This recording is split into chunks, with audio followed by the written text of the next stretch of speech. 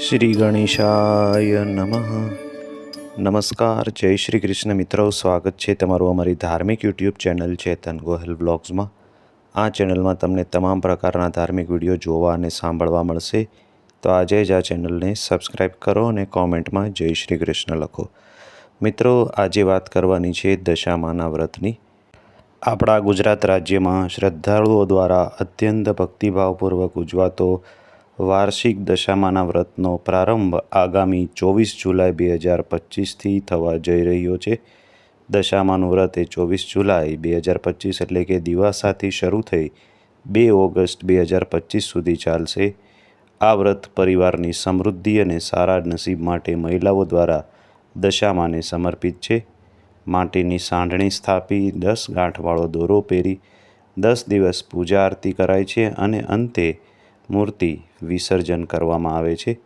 શ્રદ્ધાળુ દ્વારા ઉજવાતો આ ભક્તિપૂર્વક ઉજવાતો ઉત્સવ એ 24 જુલાઈ 2025થી શરૂ થાય છે.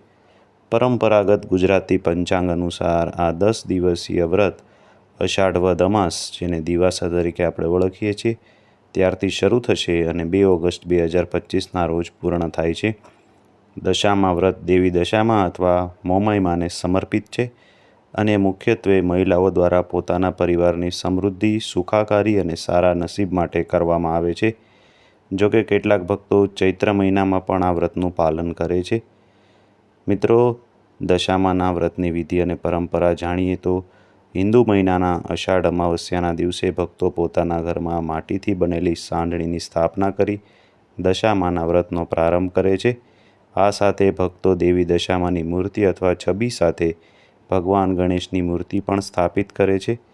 જે ભક્તો આ વ્રત ધારણ કરે છે તે પ્રથમ દિવસે પોતાના જમણા હાથ પર 10 ગાંઠવાળો દોરો પહેરે છે અને દિવસમાં એકવાર ભોજન ગ્રહણ કરે છે. આ 10 દિવસ દરમિયાન ભક્તો દરરોજ વિધિવત પૂજા આરતી કરે છે, દશામાની વ્રત કથાનું સ્મરણ કરે છે અને પ્રસાદ ગ્રહણ કરે છે. વ્રતના અંતિમ દિવસે ભક્તો દ્વારા રાત્રિ જાગરણ કરવામાં આવે છે. વ્રત પૂર્ણ થયે વહેલી પરોઢે દશામાની મૂર્તિને નદીમાં વિસર્જન કરાવવામાં આવે છે, જે વ્રતની પૂર્ણાહુતિનું પ્રતીક છે.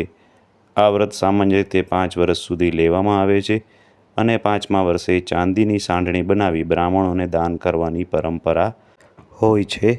માન્યતા એવી છે કે દશામાં ભક્તોની દશા સુધારે છે, તેમને સુખ સમૃદ્ધિ પ્રદાન કરે છે.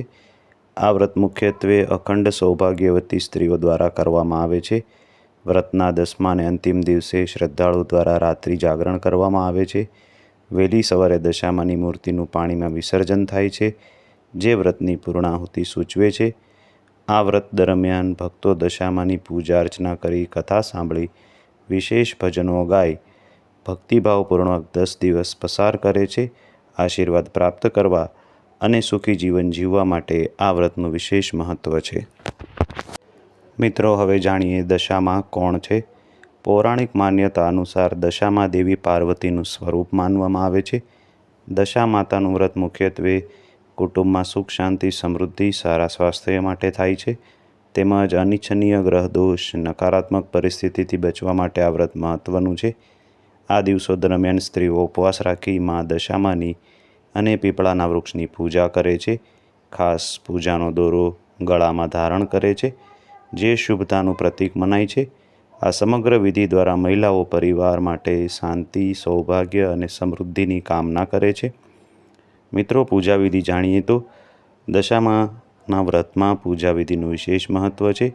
આ પૂજામાં મુખ્યત્વે પીપળાના વૃક્ષની પૂજા ભગવાન વિષ્ણુના રૂપમાં કરવામાં આવે છે, જે સૌભાગ્ય અને સમૃદ્ધિ આપનાર મનાય છે. દશામાના વ્રતના દિવસે સૌભાગ્યવતી સ્ત્રીઓ કાચા સૂતરના 10 તાંતણા લે છે. તેમાં 10 ગાંઠો બાંધવામાં આવે છે અને પીપળાના વૃક્ષની પ્રદક્ષિણા કરતાં તેને વૃક્ષ પર બાંધવામાં આવે છે. પીપળાના વૃક્ષની પૂજા કર્યા પછી ભક્તો વૃક્ષ નીચે બેસીને નળ દમયંતીની કથાનું શ્રવણ કરે છે, જે આ વ્રતનો અભિન્ન અંગ માનવામાં આવે છે. આ દિવસે આ ઉપરાંત ઉંબરાના વૃક્ષની પણ પૂજા કરવામાં આવે છે. દશામાના વ્રત કરનારી સ્ત્રીઓ આ દિવસે ઉપવાસ રાખે છે અને એક સમય ભોજન લે છે. ભોજનમાં મીઠાનો ઉપયોગ ટાળવામાં આવે છે. વ્રતધારી એ વાતનું ખાસ ધ્યાન રાખવું જોઈએ કે દશામાની પૂજાના દિવસે બજારમાંથી કંઈ પણ ન ખરીદવું પડે. તેની પૂજા સંબંધિત જે કોઈ સામગ્રી છે અગાઉથી જ લાવી રાખવી જોઈએ. મિત્રો, હવે જાણીએ દશામાના વ્રતના નિયમ. આ દિવસોમાં આપણે શું કરવું જોઈએ, શું ન કરવું જોઈએ, કઈ કઈ બાબતનું ધ્યાન રાખવું જોઈએ, એ તમામ બાબતોને જાણીએ. દશામાનું વ્રત દર વર્ષે કર્યા બાદ દર વર્ષે કરવું જોઈએ. આ વ્રત વચ્ચે છોડી શકાતું નથી. આમ કરવું અશુભ માનવામાં આવે છે. જો જરૂરી હોય તો જ આ વ્રતને ઉત્થાપન કર્યા બાદ છોડી શકાય છે, ઉજવણું કર્યા બાદ છોડી શકાય છે. ત્યારબાદ પીપળાના ઝાડની છાયામાં દશામાની પૂજા કરવાની શુભ માનવામાં આવે છે. પૂજાનો દોરો પણ પીપળાની આસપાસ બાંધવામાં આવે છે. આ દિવસે પીપળાની પૂજા કરીને ભગવાન વિષ્ણુની પણ પૂજા કરવામાં આવે છે. આ બાબતનું પણ ધ્યાન રાખવું. આ વ્રતમાં સ્વચ્છતાનું ખાસ ધ્યાન રાખવું. ઘરની બિનજરૂરી વસ્તુ પણ બહાર રાખવામાં આવે છે. આ સાથે સફાઈ સંબંધિત સાધનો જેવા કે સાવરણી વગેરે ખરીદવાની પરંપરા પણ આ દિવસોમાં પ્રચલિત છે. દશામાના વ્રત રાખનારી મહિલાઓ દિવસમાં માત્ર એક જ વાર ભોજન કરવાનું રહે છે અથવા ફળનું ભજન કરી શકે છે. ઉપવાસ દરમિયાન મીઠા વગરનું ખાવામાં આવે છે.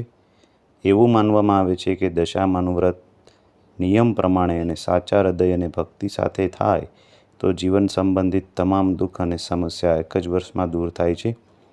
મિત્રો, દશામાના દોરા આખા વર્ષ દરમિયાન ગળામાં પહેરવામાં આવે છે, પરંતુ દશામાતાના દોરાને જો આખા વર્ષ દરમિયાન પહેરી ન શકાય તો વૈશાખ માસના શુક્લ પક્ષમાં કોઈ પણ શુભ દિવસે તેને પીપળે અર્પણ કરી દેવો જોઈએ.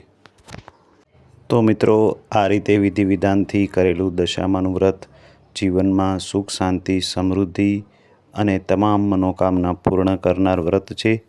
માટે જ્યારે પણ આ 10 દિવસ સુધી આ તમામ નિયમોનું આપણે જો પાલન કરીએ તો આ વ્રતનું ફળ એ ચોક્કસપણે પ્રાપ્ત થાય છે અને દશામાની કૃપા હંમેશા ભક્તો પર બની રહે છે. એવું આ ઉત્તમ પ્રકારનું વ્રત છે. તો મિત્રો, અહીંયા આ વિડીયોને પૂર્ણ કરીએ છીએ. આશા છે કે આ વિડીયો આપને ઉપયોગી થયો હશે, આપને ગમશે. જો વિડીયો ગમ્યો હોય તો વિડીયોને તમારા સગા સંબંધી અને મિત્રો સાથે શેર કરજો, જેથી તેમને પણ વ્રતની સાચી માહિતી મળે. ફરી મળીશું કોઈ નવા આવા જ ધાર્મિક વિડીયો સાથે. ત્યાં સુધી અમને રજા આપશો. ચેનલમાં નવા હોય તો ચેનલને ભૂલ્યા વગર સબસ્ક્રાઈબ કરજો. આવા અવનવા અને ધાર્મિક વિડીયો તમને આ ચેનલમાં સતત જોવા મળશે. ફરી મળીશું નવા વિડીયોમાં. ત્યાં સુધી આપ સૌને દશામાના વ્રતની શુભકામના સાથે અમારી ચેનલના જય શ્રી કૃષ્ણ, જય દશામા.